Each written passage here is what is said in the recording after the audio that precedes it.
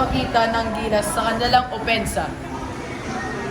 Malaking bagay ang panalo nito para sa Pilipinas, lalo na malapit na ang finals. At dyan nagtatapos ang ating sports update ngayong araw. Maraming salamat sa iyong pakikinig. Ako nga ulit pala si Alvaro at ito ang iyong sports news. Salamat, Ivan.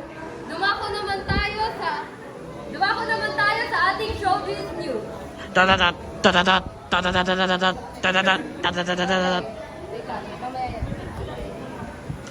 Noong ikalawang araw ng bagong taon, nagpakawala si Barbie Forteza ng nakakagulat na balita. Noong inamin niya na sila ng boyfriend nila na si Jack Roberto ay naghiwalay.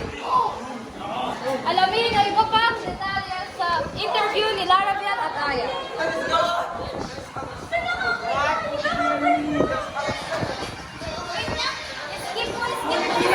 What the hell?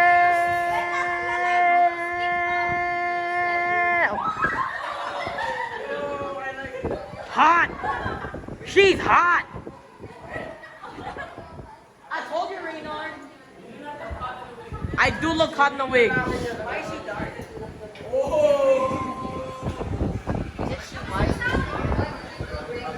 Baka.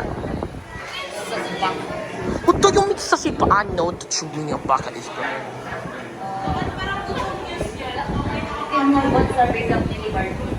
Nag-feel ko pa ako.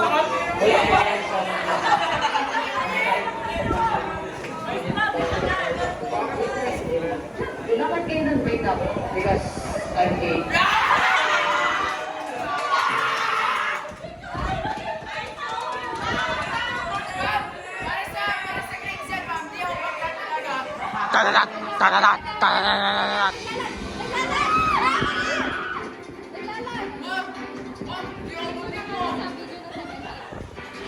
Nagpaalam ang aktres sa puso actor sa pamamagitan ng pasasalamat sa pagmamahal nito sa kanya. Umaasa rin ang aktres na sa pag-unawa ng mga netizens. Okay, yung 17. What the hell? Oh my god, no way. What the hell?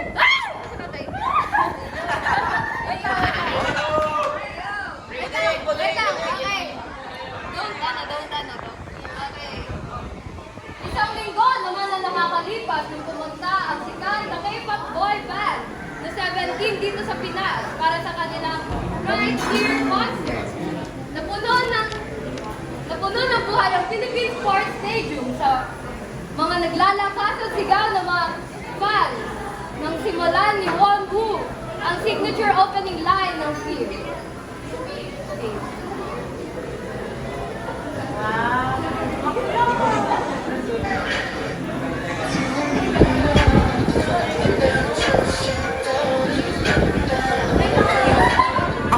Bating!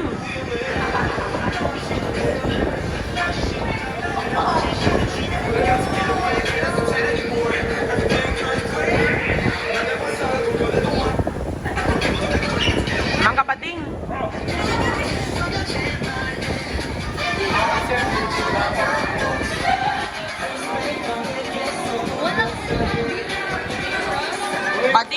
Bating!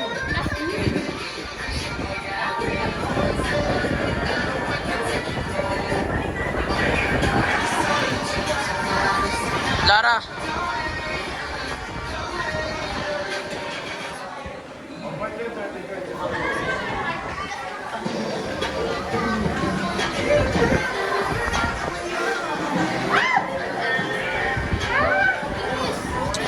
Dude, what is this, bro?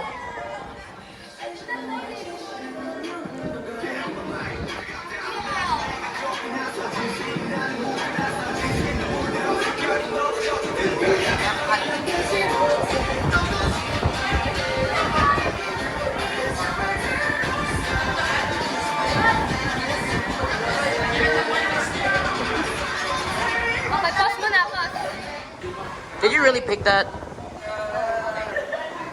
Hey, every time we go here in the Philippines, the Filipino parents' reaction is really hot. sa kanyang opening remarks. Yun ang sabi ni Hoshi sa kanyang opening remarks noong unang gabi ng kanilang 2-day concert. At ito ang lahat ng showbiz, at ito ang lahat ng mainit-init na balita sa showbiz ngayong Enero. Palaging tandaan, manood ng balita at matuto kaysa sa magpauto. Ito si Lara Estrada, nagbabalita para sa Daily News Broadcast.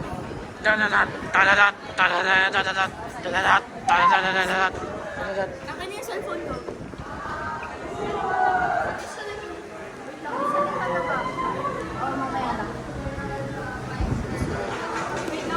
J-pop is better than K-pop. J-pop is better than K-pop.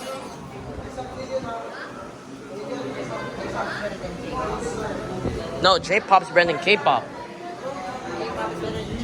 No, J-pop is better than K-pop. K-pop's full of cringe.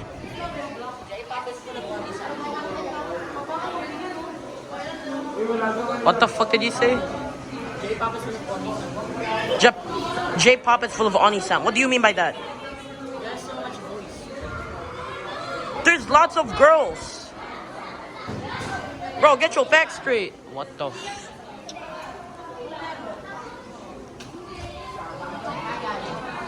What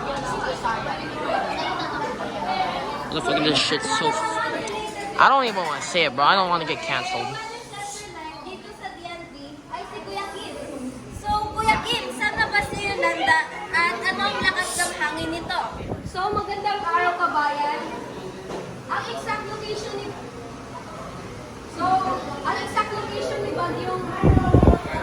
Bagyong Yolanda or Haiyan ay 1,221 kilometers silangan ng Mindanao at nasa labas pa ng Philippine Area of Responsibility. Papasok ang Bagyong Haiyan or Yolanda sa November 8, 2013 at 5 a.m. sa June summer. Ang hangin niya ngayon ay 175 kilometers at sa bilis na 30 kilometers at lalakas-lakas ito sa paglapit sa Pilipinas. Pero ina-estimate namin na pag-landfall niya sa Pilipinas ay aabot ito ng 275 kilometers sustained winds and 255 kilometers sustained winds. Tinansya ng pag-asa na aabot ito ng 315 kilometers pinakamalakas na hangin. Ito ang public storm warning signal. So, expectahan natin na signal number 4 dito sa Samar at Leyte. Signal number 3 naman sa gitnang bahagi ng Visayas. Signal number 2 sa Western Visayas at signal number 1 naman sa Timog Luzon at Hilagang Mindanao. So, ang trajectory ni Bagyong Haiyan ay ganito. Una, pagpasok siya sa Giwan, Samar, tatama sa iba't ibang bahagi sa Central Visayas at lalabas sa Mindoro at papuntang Taiwan at China. So ito lang yung update ko. Ako si Kuya Kim at ang buhay ay weather lang. Balik sa'yo, kabayan. Salamat sa inyong atensyon at sa... Hoy! Andito ulit ang Daily News Broadcast. Handang magbalita at magtulong kayo ng mundo. Ako, si Lara Estrada. Ako si Aya Soriano. Ako si Ivan Angulo. Ako si Kim Estrada. Ako si Johan Rami Bukiren. At alahanin natin na maluwag lang yung balita kaysa sa umasa sa hindi nagpapakita. Kami si Daily News Broadcast, signing out. Tadadad, tadadad, tadadad, tadadad, tadadad, tadadad.